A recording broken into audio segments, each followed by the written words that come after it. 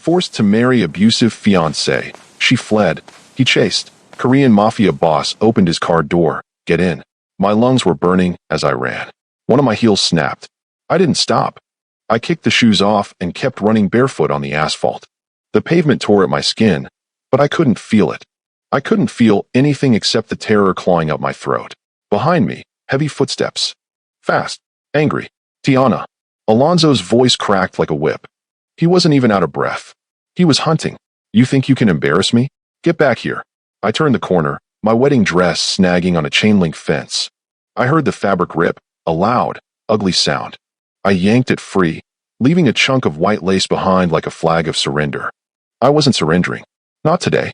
If you want her to run faster and escape him right now, hit like, subscribe, and tell us your time and location, because if he catches her, it's all over. I scrambled into an alleyway. Dead end. No, just narrow. Dumpsters. Broken glass. I squeezed past a parked delivery truck, my breath coming in short, jagged gasps. Don't look back. Don't look back. But I could hear him. He was getting closer. I could hear the rage in his breathing. There's nowhere to go. Tiana, you have no money. You have nothing without me. He was right. I had nothing. No phone. No wallet. Just this stupid, heavy dress that felt like a cage. I burst out of the alley and onto the main street. Cars honked. Tires screeched. I froze. The traffic was a wall of metal and noise. I looked left, then right. Alonzo grabbed my shoulder. His fingers dug in deep, right where the bruise from yesterday was still healing. Got you, he hissed. I screamed. I twisted away, slipping on the wet road. I fell hard, scraping my knees. I looked up and saw his hand raising. He wasn't smiling. His face was twisted, ugly red. You stupid, ungrateful, screech. A black SUV swerved across 2 lanes of traffic. It didn't slow down gently. It slammed to a halt right in front of us, blocking Alonzo's path. The tires smoked. The back window rolled down.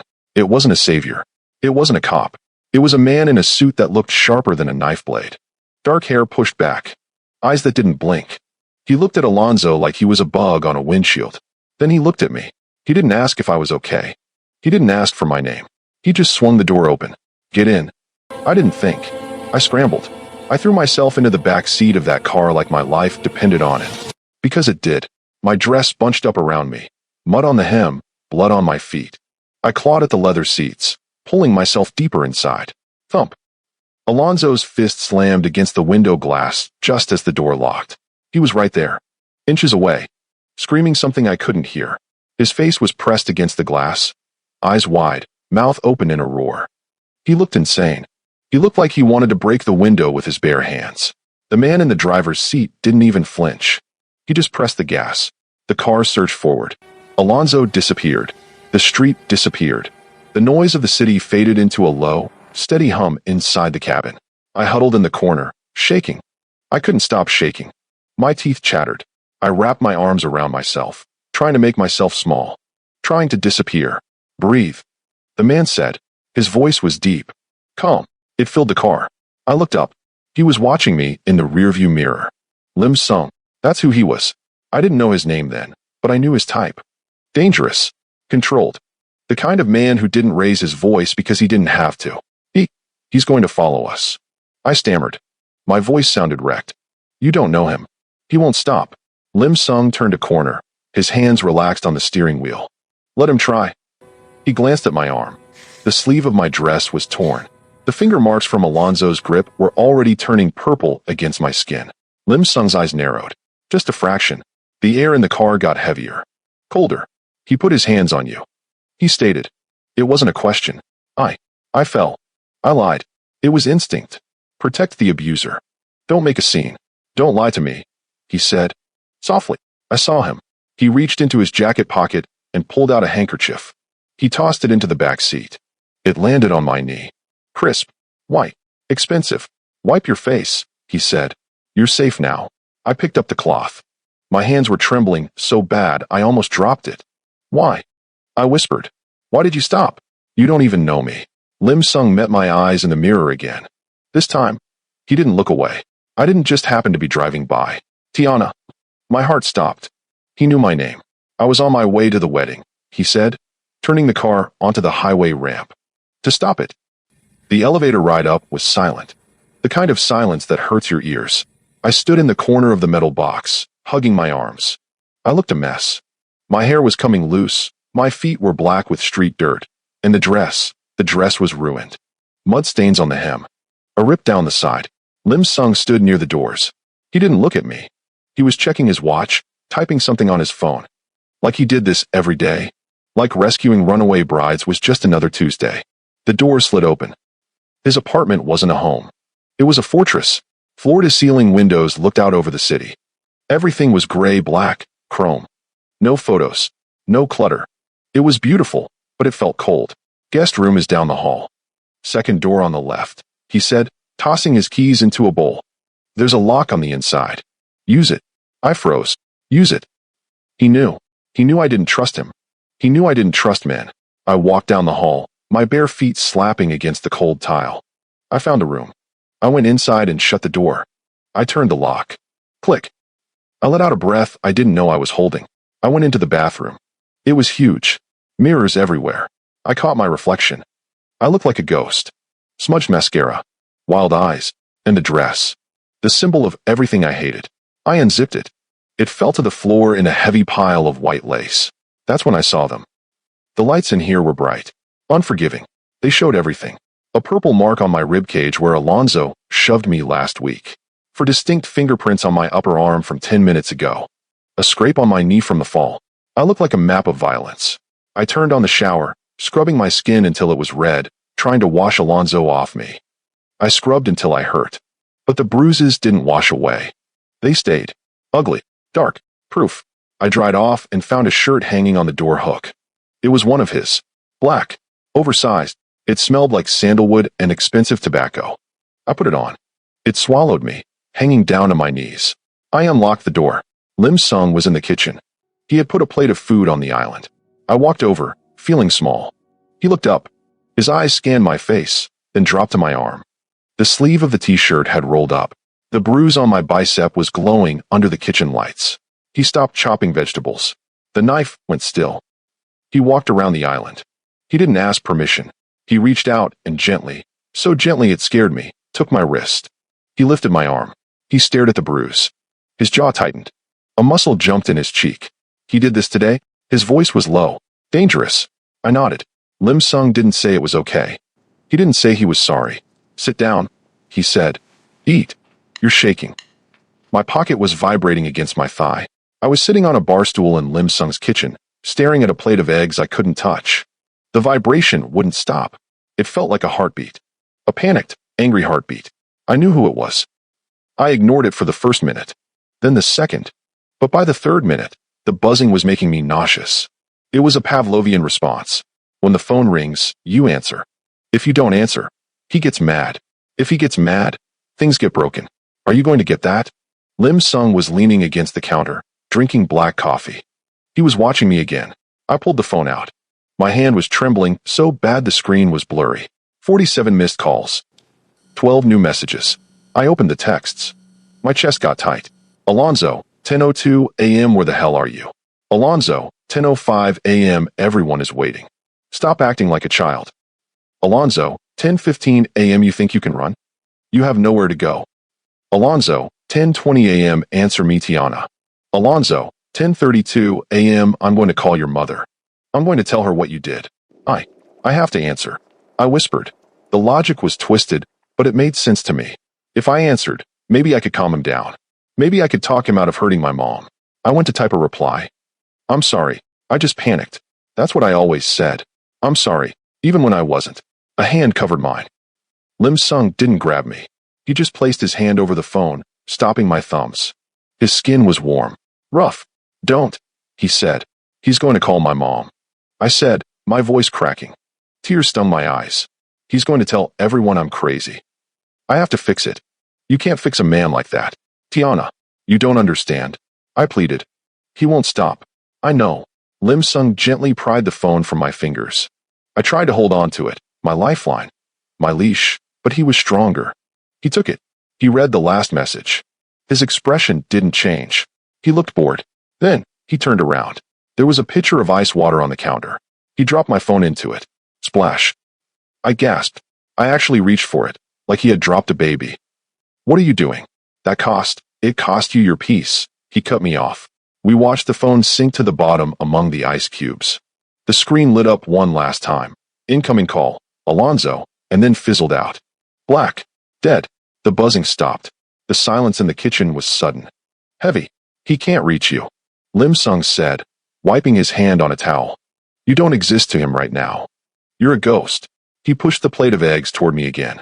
Ghosts still need to eat. Finish your breakfast. For the first time in 3 years, nobody was screaming at me. Nobody was demanding my location. I looked at the dead phone in the water. He was right.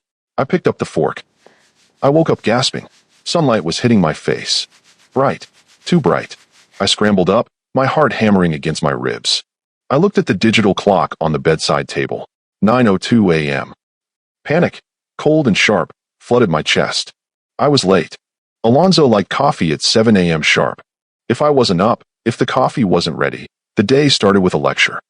If the lecture didn't work, the day started with a gripping hand on my arm. I threw the covers off. I was wearing Lim Sung's shirt. The memory crashed back into me.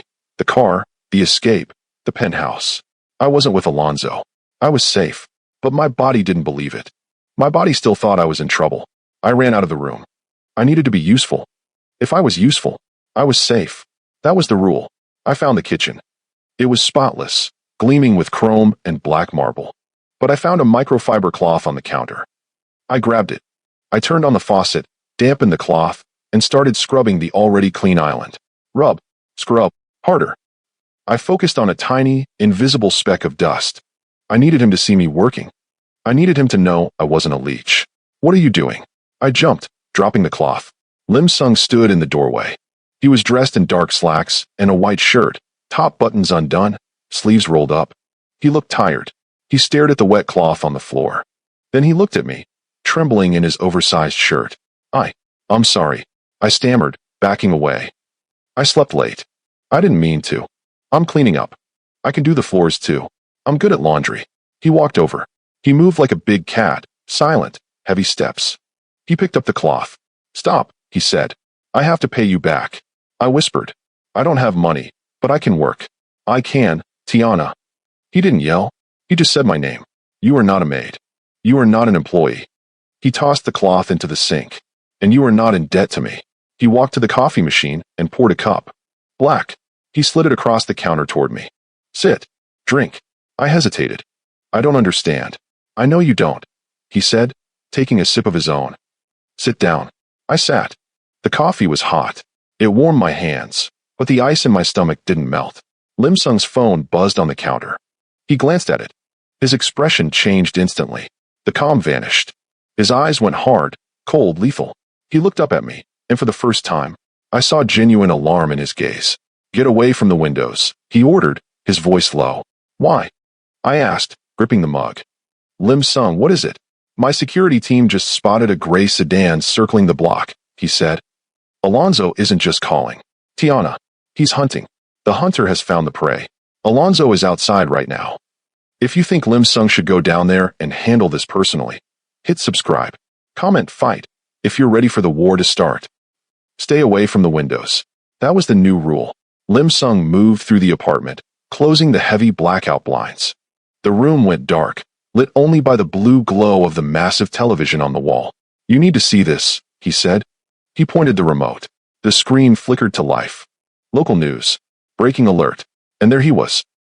Alonzo. He was standing in front of a microphone. Microphones from 3 different stations shoved in his face. He didn't look like the man who chased me down an alley yesterday. He didn't look like a monster.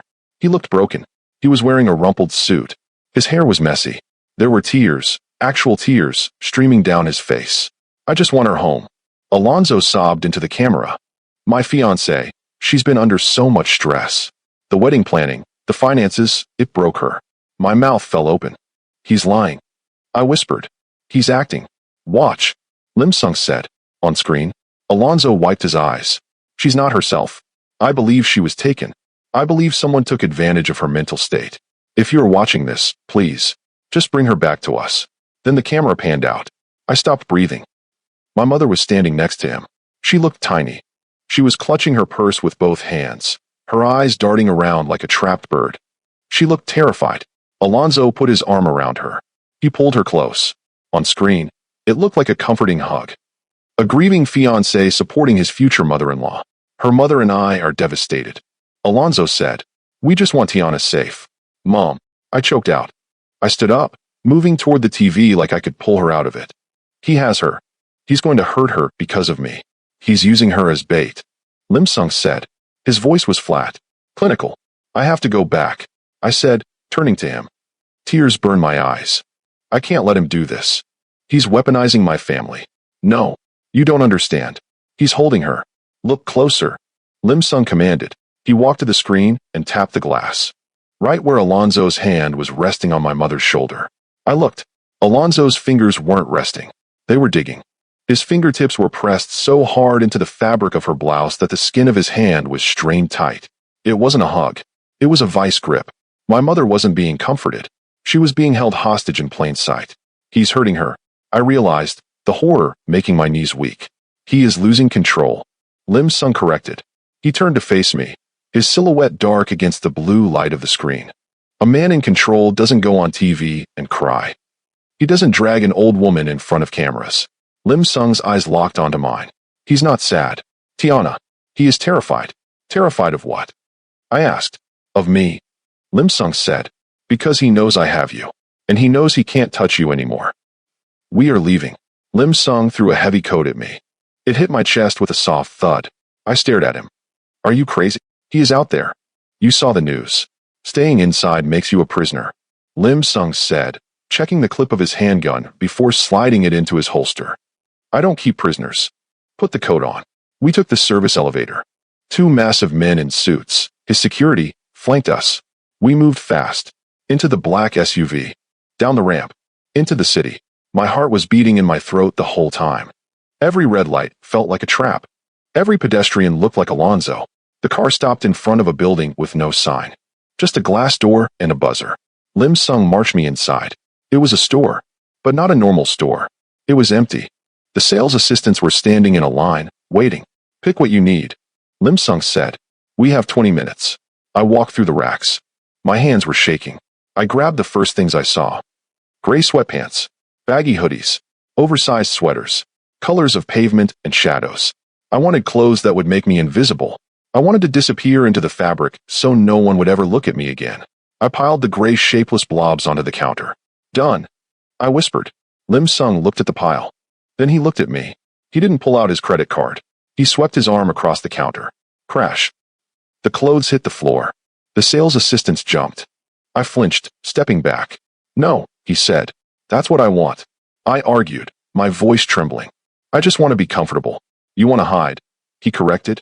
He walked over to a rack of coats. He pulled out a black leather jacket. Sharp shoulders. Silver zippers. Heavy. He walked back and held it up against me. "Alonzo liked you in pastels," he said.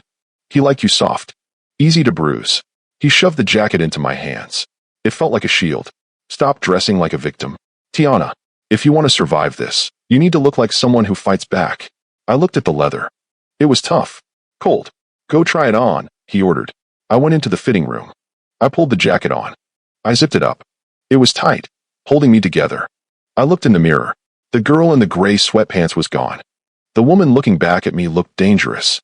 She looked like she belonged to the man with the gun in the lobby. I walked out. Lim Sung nodded. One sharp, approving nod. "Better," he said. "Now we get the boots." The penthouse was quiet at night. Too quiet. I was sitting on the edge of the guest bed, wearing the new leather jacket. I couldn't take it off. It was the only thing making me feel safe. Lim Sung was in his office down the hall. I could hear the faint murmur of his voice on a call. Then, a sound cut through the silence. Ring. It wasn't my cell phone. That was at the bottom of a pitcher of water. It wasn't Lim Sung's cell. It was the landline on the bedside table. An old-fashioned, cream-colored phone. I stared at it. Ring. Nobody knew I was here. Nobody knew this number. Lim Sung said this place was a fortress. Ring. My hand moved on its own. I picked up the receiver. I didn't say hello. I just listened. Breathing. Slow, raspy breathing. "I know you're listening," a voice whispered. My blood turned to ice. It was Alonzo. "How?" I choked out. "How did you get this number?" "I know he's rich. Alonzo hissed. He sounded drunk. I know he thinks he's tough. But does he know about the debt? Tiana. I gripped the phone tighter. Leave me alone. Does he know your father borrowed $50,000 from my dad before he died? Alonzo laughed. It was a wet, ugly sound. Does he know I own the deed to your mother's house? Does he know I can throw her on the street by tomorrow morning? Her past just kicked in the door. Alonzo has leverage that Lim Sung can't shoot his way out of. Hit subscribe if you think she should tell Lim Sung the truth right now, or comment run if you think she needs to protect him from her mess. You wouldn't. I whispered. I will, he promised. Come home, Tiana, tonight, or your mother sleeps on the curb. Don't tell your new boyfriend. Just come home. Click. The line went dead. I sat there, the dial tone buzzing in my ear like a hornet. Lim Sung walked past my doorway. He stopped. He saw me holding the phone. He saw the color drain from my face. Tiana, he asked. Who was that? I looked at him. I looked at the man who had bought me a jacket to make me feel brave. If I told him, he would try to fix it. If he tried to fix it, Alonzo would ruin him too. The debt was my mess. My shame. Wrong number. I lied. My voice was steady. Too steady. Lim Sung narrowed his eyes. He looked at the phone in my hand, then back at my face. He didn't believe me. I knew he didn't. But he didn't press it. He just nodded slowly and walked away. I put the phone down. I wasn't safe here anymore. The walls had ears, and I had to leave. I had my bag packed. Just a few things stuffed into a pillowcase. I was going to sneak out while he was distracted. I had to save my mom, but the front door didn't open. Put the bag down. Lim Sung was standing in the hallway. He wasn't looking at me. He was putting on black leather gloves. Tight. Thick. I have to go, I said, my voice shaking. You don't know what he can do. I know exactly what he can do.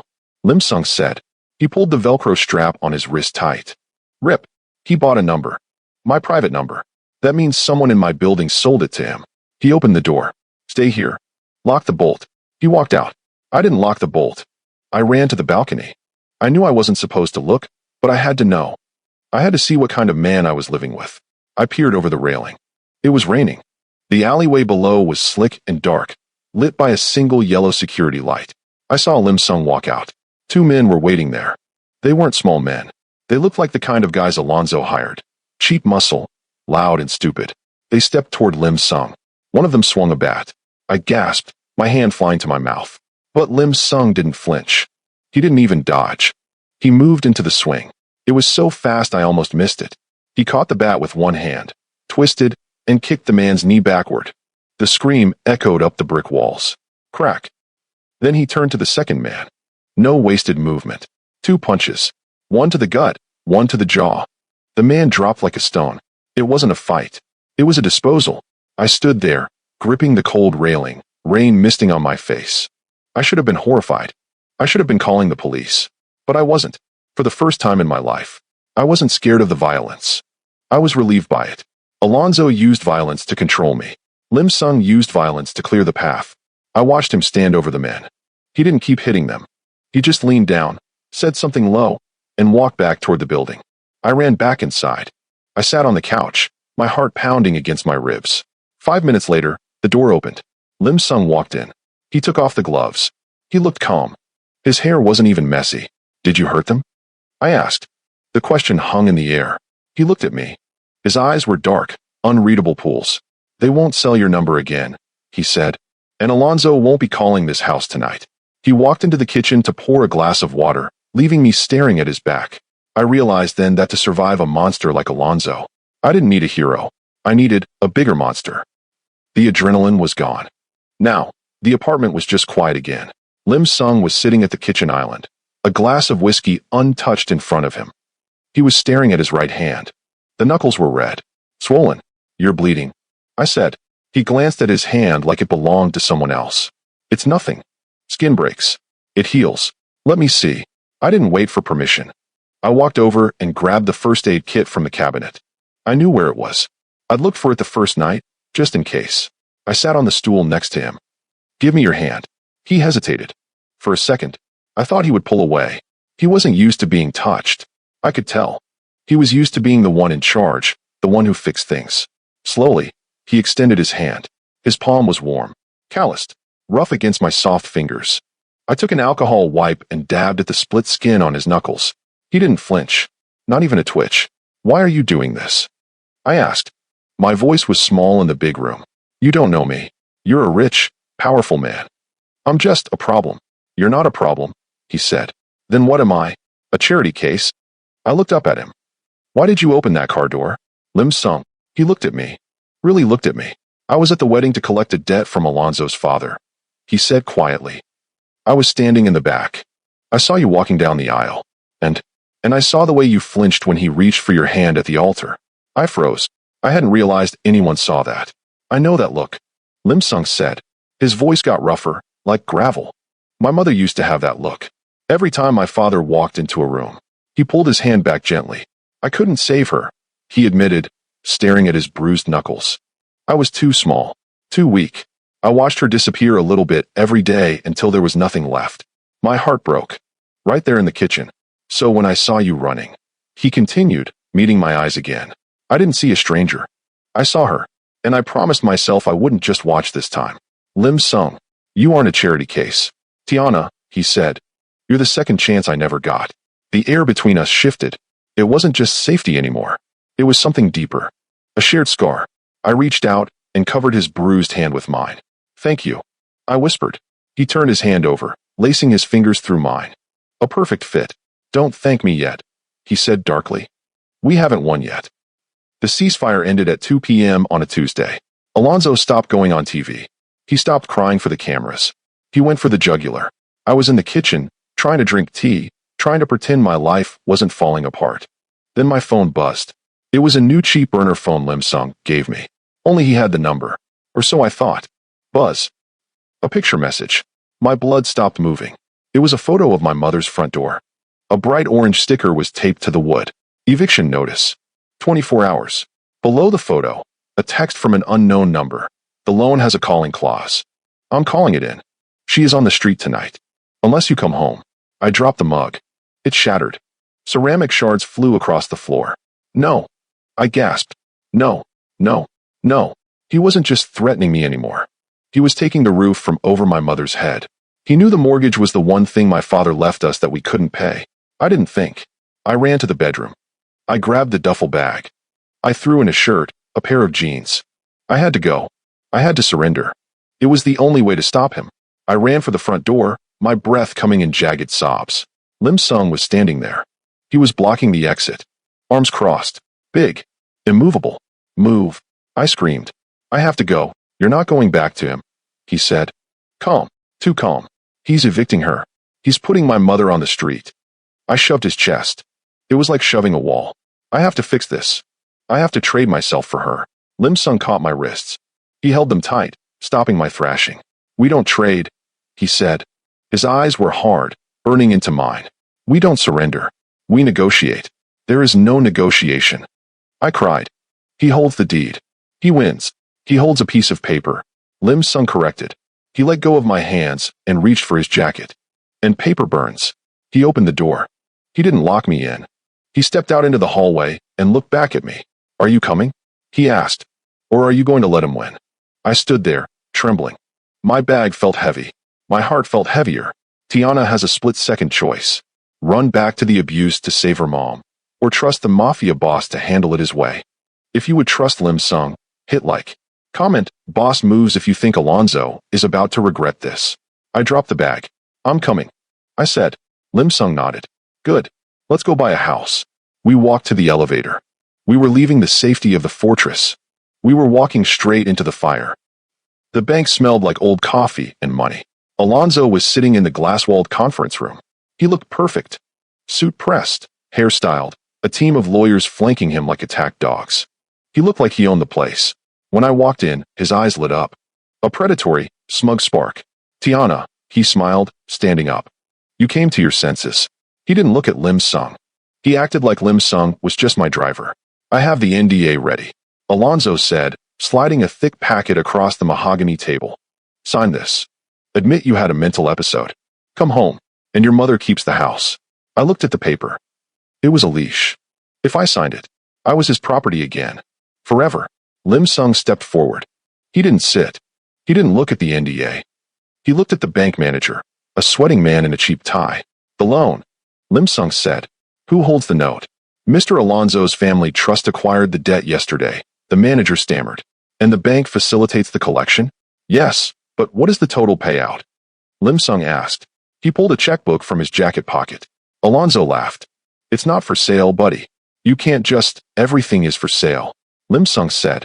He didn't look at Alonzo. He wrote a number on the check. A number with a lot of zeros. He ripped it out and slammed it onto the table.